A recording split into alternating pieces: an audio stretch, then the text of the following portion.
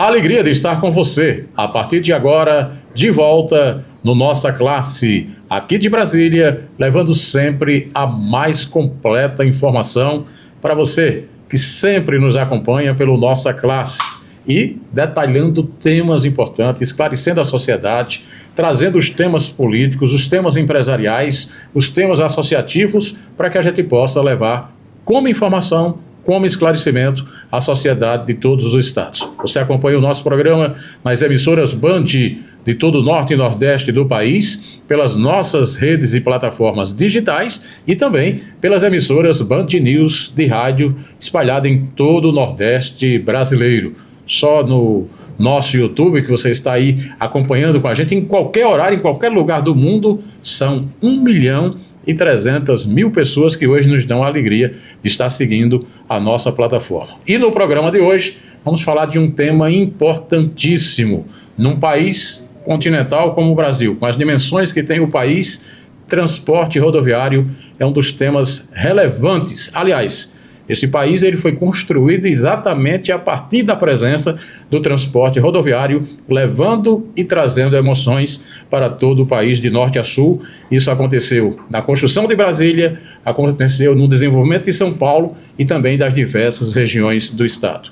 Para falar de transporte interestadual, da sua estrutura, do que representa para a sociedade brasileira, eu tenho o prazer de receber nos estúdios a diretora-geral da ABRAT, que é a associação que reúne as empresas de transporte interestadual em todo o país. Estou falando da doutora Letícia Pinesti, que nos dá a honra de vir conversar com a gente. Letícia, muito obrigado por atender o nosso convite para a gente poder conversar com o nosso telespectador. Eu que agradeço, é uma honra falar para tantas pessoas, mais de 1 milhão de pessoas só no canal do YouTube, um sucesso o canal, e para mim é sempre uma oportunidade falar de mobilidade, falar de transporte, falar de ônibus. Perfeito. A gente tem assim uma ideia, a ABRAT, Associação Brasileira, reúne o quê? As empresas hoje de ônibus interestadual de todo o país, é isso? Exatamente. A ABRAT reúne as principais empresas de transporte interestadual rodoviário de passageiros do país.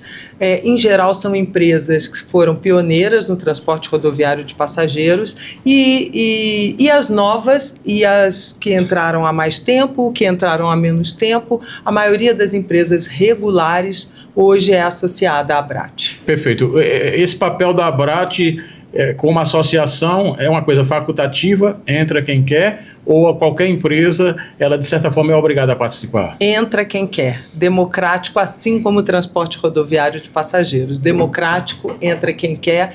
É uma entidade à disposição do empresário, da empresa que pretende realizar transporte regular de passageiros. É só quem está legalizado, quem é regular, está lá presente na ABRAT, para que ela faça aqui a interlocução institucional, política, cuide de todos os interesses dessas empresas e também promova o aperfeiçoamento do serviço. A gente está sempre em busca de cursos, de novidades, de tecnologia que possam agregar no dia a dia das empresas para melhorar o serviço prestado ao cidadão. Ou seja, o trabalho não é apenas um trabalho legislativo, junto a governo, junto a órgãos fiscalizadores, mas também de orientação, de qualificação das empresas e do pessoal. Exatamente, um trabalho muito de qualificação, porque na realidade o que se deseja é que a régua de qualidade do transporte rodoviário seja cada vez mais alta. Num país onde a matriz de transporte é rodoviária, né? O rodoviário é a matriz do transporte no Brasil, a qualidade do serviço prestado é muito importante e para nós, como setor, quanto mais nós pudermos promover essa atualização para as empresas, melhor vai ser a qualidade do serviço que elas vão prestar. Num país continental como o nosso, que, como você bem disse, a gente tem o transporte rodoviário como principal ferramenta. Qual é o tamanho desse transporte rodoviário interestadual hoje? Se chega a atender percentualmente quanto em nível de Brasil, Olha, Letícia? 39, 40 milhões de pessoas transportadas por ano. Alguns anos mais, outros menos. Tudo varia muito em função dos feriados, até mesmo do clima, né? até mesmo o ano que tem mais chuva, menos chuva. No Nordeste isso é muito presente, a gente percebe muito. O ano que tem mais chuva, o ano que a vegetação está mais verdinha, as pessoas ficam muito mais animadas a viajar para visitar um parente, para passear, para curtir férias, para retornar para casa das regiões onde estão trabalhando, como por exemplo agora, você comentou no início sobre São Paulo e Brasília, o eixo do Centro-Oeste hoje, Goiânia, do agronegócio ali, também hoje congrega muito dessa mobilidade de imigração por ocasião de trabalho. E nessas épocas em que o ano está com um bom clima, uma boa vegetação, isso também ajuda a impulsionar o transporte rodoviário. Letícia, transporte não é diferente, é feito por seres humanos, é feito por pessoas, é feito por gente. Gente que tem emoção, gente que tem família, gente que chora, gente que tem problemas como qualquer pessoa tem. Como é que é o trabalho hoje de vocês do ponto de vista social, né, junto às empresas, junto ao seu pessoal, para qualificar? Porque às vezes a pessoa entra no ônibus, não imagina que aquela pessoa às vezes passou por um assistente social, que tem um apoio em casa em cima de um determinado problema, se pensa apenas na questão logística. Entra no ônibus, pagou uma passagem e faz a viagem, mas tem muita coisa por trás. Muita coisa por trás. O ônibus, quando a gente vê muito o veículo, né? Como você bem disse. É a roda, o motor, a carroceria, as poltronas, mas toda a estrutura da empresa de transporte rodoviário de passageiros, ela vai muito além disso. Ela vai na qualificação desse condutor que precisa estar com todos os exames em dia, toxicológico, ter uma condição financeira estável para dirigir com tranquilidade, deixando a família amparada em casa. Então a gente promove cursos de educação financeira para esse condutor, cuida da saúde dele no sentido de ter um bom sono, que garante um bom alerta, tem os programas de medicina do sono. Os profissionais que fazem o preço, que precificam, os profissionais que cuidam da parte de tecnologia, para você ter um aplicativo da empresa que venda a passagem de uma maneira fluida, o meio de pagamento, o mecânico, o borracheiro, o profissional de RH que faz a contratação desses talentos também precisa estar qualificado para escolher os melhores profissionais. Então, tudo isso faz uma empresa de transporte rodoviário de passageiros. E as bases operacionais também são muito importantes. E aí eu queria, inclusive, tocar uma coisa que eu conheci uma vez. Eu fui fazer uma matéria numa empresa de transporte interestadual. Terminei participando, para poder fazer a matéria, participando de um curso de direção defensiva. E eu te digo com honestidade para o nosso telespectador, Letícia, isso me deu uma experiência de rodovia, de estrada, um negócio assim absurdo. Por exemplo, você vai num declive, vamos dizer, uma faixa de 500 metros e vai subir mais 500. Lá embaixo tem uma ponte. Eu aprendi que eu não posso dividir aquela ponte com uma carreta, com um ônibus, com um veículo de grande porte. Que o normal é, se você vê que um veículo vai chegar, eu evito dividir a ponte. Ou eu me apresso para passar na ponte sem que faça a chamada direção defensiva. Eu acho que é um item importantíssimo que a gente tem que mostrar para a sociedade que todos eles passam por isso. Sim, a distância de segmento, a distância que você tem que ter do carro da frente. O ponto cego, né, do ônibus. O ponto cego, que é assim um grande item na direção defensiva, é o ponto cego, porque o ciclista, o motociclista hoje é no Brasil, um absurdo, né? As cidades, as estradas estão invadidas pelas motocicletas e elas oferecem. O ônibus tem pontos cegos, então não só o condutor da motocicleta tem que saber disso e estar consciente disso, como o motorista tem que utilizar toda a tecnologia hoje embarcada num ônibus para identificar esses pontos. O que hoje melhorou muito, tá?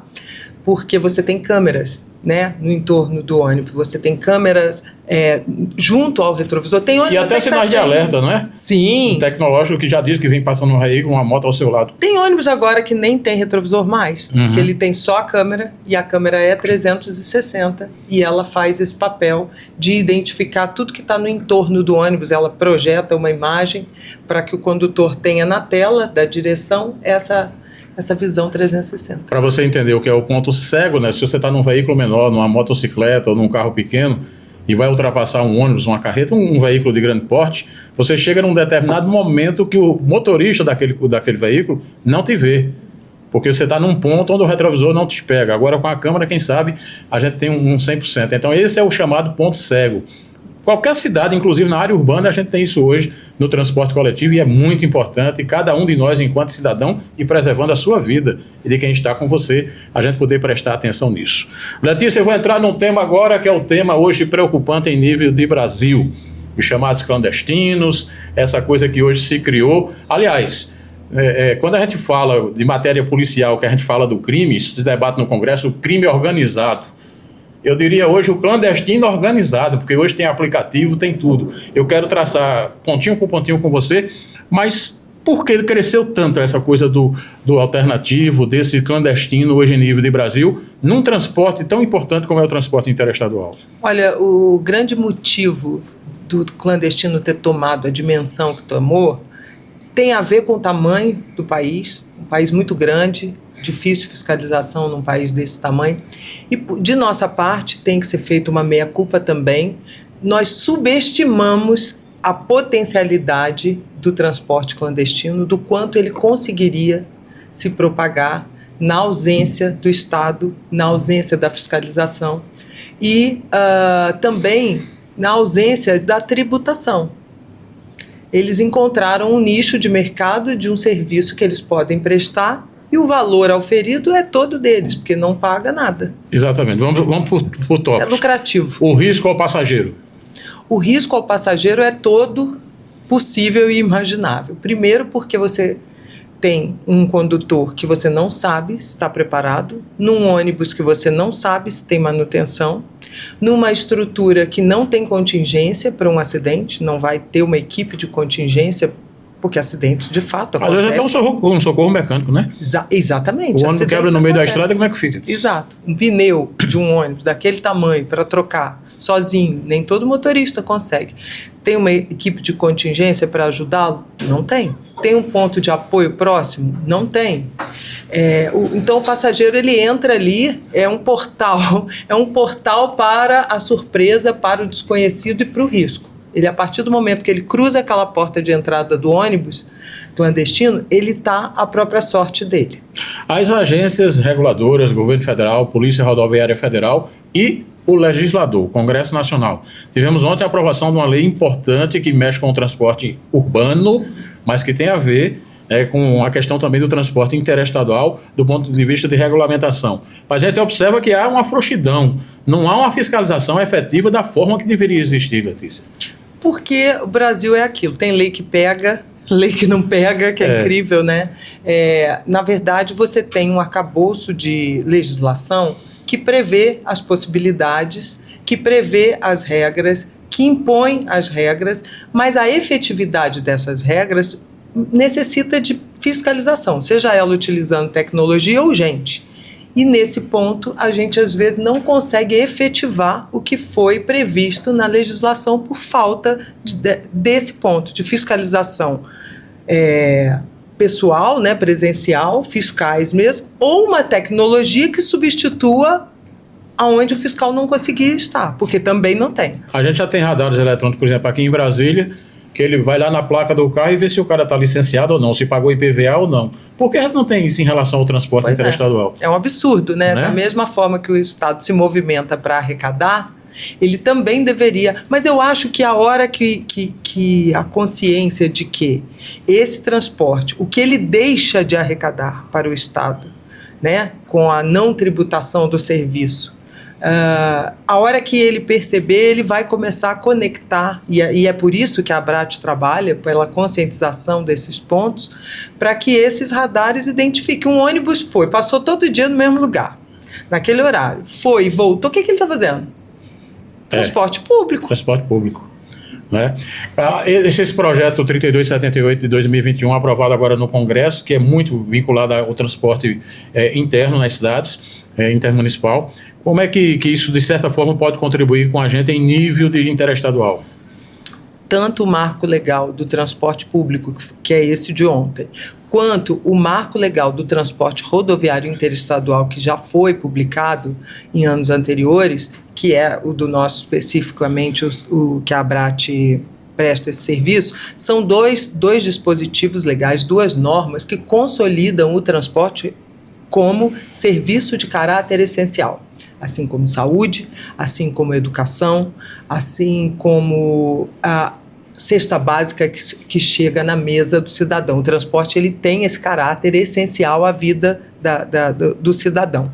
E estando caracterizado dessa forma, você tem que garantir, e é isso que o dispositivo garante, a frequência, a disponibilidade, a democracia desse transporte e o menor preço possível ao consumidor, porque a gente sabe que o brasileiro é sensível a preço. Perfeito. E essa coisa de sensível a preço, dos últimos anos para cá, quem de nós, seja da minha geração, da sua, um pouco antes, e principalmente da geração anterior, que não está na internet comprando tudo, né? Se compra tudo na internet. E a passagem, né, para se deslocar para um outro estado não é diferente.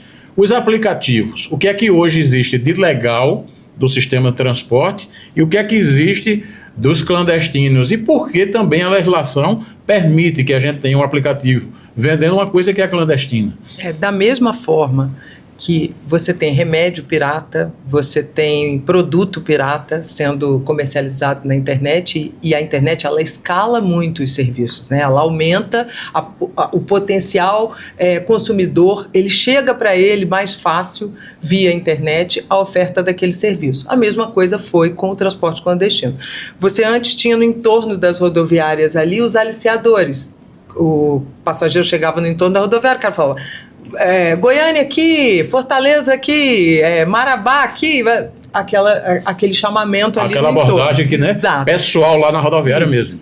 A partir do momento que o cliente já chega com a passagem comprada, porque ele comprou na internet, esse serviço perdeu a potencialidade. E aí, como que os clandestinos passaram a se organizar? Na internet. Ou por aplicativos que reúnem diversos clandestinos, ou o próprio dono do ônibus ali com um perfil no Instagram, no Facebook, numa rede social, agenciando a passagem individual, uma viagem por viagem. E isso aí é pior ainda, né? Porque aí que você não sabe mesmo qual é o ônibus que você vai viajar. Porque esse que chegava na rodoviária e aí vem aqui, vou te levar. Pelo menos o passageiro via o ônibus antes de comprar. Agora na internet ele compra e nem viu ainda que tipo de ônibus, que tipo de condutor, que tipo de pessoas vão recebê-lo na hora de entrar no ônibus, inclusive com outros crimes que podem estar atrelados, inclusive. Tráfico de pessoas, enfim. Tráfico de drogas, né? De drogas, às vezes o pessoal usa exatamente esse tipo de transporte, de repente o cara está dentro de um ônibus daquele inocente e termina entrando numa operação sem saber exatamente o que está sendo transportado ali embaixo, né, por pessoas que não têm a boa intenção, digamos assim. Não existe nada de legislação para proibir isso? Existe a legislação que proíbe. O problema é a efetividade da fiscalização. Essa que é a questão. E ainda tem mais. Quando você viaja no transporte rodoviário interestadual, principalmente intermunicipal, você tem que se identificar para viajar. Você apresenta a sua documentação para você embarcar. No clandestino, você não apresenta nada. Então, você não sabe se a pessoa que está ali dentro está fugindo da polícia. Aqueles menores que estão sendo transportados, a pessoa que está com eles é o pai e a mãe? O pai e a mãe estão sabendo, né? Será que ele tem ideia de que o filho dele está sendo levado para outra cidade? Será que essa criança está sendo sequestrada? Não se sabe. As empresas hoje, através da ABRAT, tem alguma coisa que a gente pudesse aqui colocar como de orientação para as pessoas? Você entra nessa página, você entra nesse aplicativo. Onde é que a pessoa se orientaria para saber que está fazendo uma coisa correta, independente do terminal rodoviário? A gente tem a própria ANTT, no serviço 166 de telefone, que a pessoa pode ligar e consultar a regularidade daquele serviço. Se ela não conseguir consultar sozinha no site da NTT, que também dá para consultar, mas se a pessoa tiver qualquer dificuldade, a gente tem que lembrar que sempre tudo que a gente diz é para qualquer um, para quem é letrado, pelo ponto de vista de internet, para quem não é, para quem é iniciante, para quem é já sabido, é para todo tipo de pessoa que a gente tem que falar. Então essas pessoas podem falar ou no telefone, ou olhar na internet, e prestar atenção em alguns sinais. Se o seu ônibus sai de um terminal rodoviário, muito provavelmente ele é um ônibus regular. Se ele embarca na rua, num shopping, na frente de um hotel... Aqui em Brasília, ali junto do Hotel Nacional... já é de se desconfiar. Você já sabe que é esquema, exatamente. Né? Ele emitiu um bilhete de passagem ou emitiu um recibo. O bilhete de passagem eletrônica é uma nota fiscal. Toda viagem tem que ter. Ele é um serviço regular. Ele tem todos os dias, ou pelo menos com regularidade, uma vez por semana, com horários determinados, tudo certinho? Ele é regular. Ele é esporádico? Desconfie. Desconfie, porque não existe isso de eu só vou viajar se o ônibus estiver lotado. O ônibus ele está disponível, seja para transportar 20, 30, 40 ou 60. E para a gente fechar, eu queria que você desse também um dado que muitas vezes as pessoas não sabem, que são as diversas políticas que às vezes se faz com o nome de política social de gratuidade. Pouca gente sabe que chega a um tamanho tão grande a gratuidade dentro do transporte e hoje, o que afeta. No final, se eu dou gratuidade a alguém tem que bancar aquela gratuidade porque não existe almoço gratuito, né, Letícia? Exatamente. Como é que é hoje esse impacto dessas leis estaduais ou nacionais em relação à gratuidade? Essas leis, elas oneram a passagem de quem paga. Falo perfeitamente, é isso. Porque no interestadual não existe subsídio algum. Não existe uma compensação do governo pela gratuidade. A gratuidade ela é estabelecida e ela vai ser acrescentada no custo da viagem e quem paga vai pagar pela gratuidade. Hoje você tem o idoso carente, o deficiente, o portador de câncer, você tem o jovem, o ID jovem que vai até 29 anos, inscrito em programas sociais, você tem os oficiais de justiça que viajam gratuitamente quando estão cumprindo o mandato, você tem bombeiro, enfim, você tem uma série de profissionais e de pessoas que precisam das gratuidades. Eu não acho um erro a gratuidade, eu entendo e acho de fato que existe uma categoria de pessoas e profissionais que precisa da gratuidade. A questão é a fonte de custeio. Qual é a fonte de custeio? É a Previdência? É o imposto? Isso precisa ser estabelecido. Você pega um agente comunitário de saúde, define lá um piso de R$ 4.800, show. Aí diz, o governo banca metade e a prefeitura vai bancar a outra metade. É o que falta exatamente no transporte. Exatamente. Cria-se a gratuidade, mas não diz quem banca essa gratuidade, né? E acaba caindo no colo bolso do consumidor, né? Do consumidor, de quem paga a passagem. Acaba pagando por mais 4 ou 5 pessoas que tiveram que viajar gratuitamente. Letícia, é sempre muito bom encontrá-la. Mais uma aula que eu pude receber hoje de transporte interestadual. Uma alegria estar conversando conosco aqui com os nossos telespectadores. Eu queria que você deixasse só no final uma mensagem do ponto de vista da pessoa prestar atenção no risco. Esse é o ponto fundamental. Não é R$10, R$20, R$30, R$40, às vezes a menos, que você teoricamente pode imaginar que está economizando, porque você de repente pode estar colocando a sua própria vida em risco da sua família. Você está colocando a sua vida em risco, você está colocando uma pessoa que está dirigindo, que provavelmente não tem registro na carteira, não tem nada em risco, porque enquanto esse serviço estiver disponível, esses trabalhadores vão ser explorados, né? Você está colocando em risco quem não queria estar no coletivo viajando, porque está na rodovia e pode vir a ser abarroado por um ônibus clandestino. Então, é sempre pensar muito no coletivo, a disponibilidade do serviço também, porque quando você tem um enxame de clandestino numa determinada rota, isso retrai o regular, e aí você tira a possibilidade daquele serviço estar disponível de qualidade. Então, assim, são muitas consequências de se optar pelo transporte clandestino, além do seu risco próprio, o risco para toda a sociedade. Muito bem. Muito obrigado por ter vindo aqui ao programa. Foi uma alegria tê-la conosco. Eu que te agradeço. Muito obrigado. Muito bem. E a você sempre conosco, nos nossos canais, tem aí na tela todos os caminhos que você pode acompanhar em todas as emissoras Band e nos YouTubes também da Band Norte-Nordeste. E o que é mais importante, você interagindo com a gente levando sempre essa informação de esclarecimento. Tô indo embora e não esqueça, é possível subir na vida falando a verdade. Só o poder de Deus é grande e é pelos humildes que ele é honrado. Grande abraço e até o próximo programa.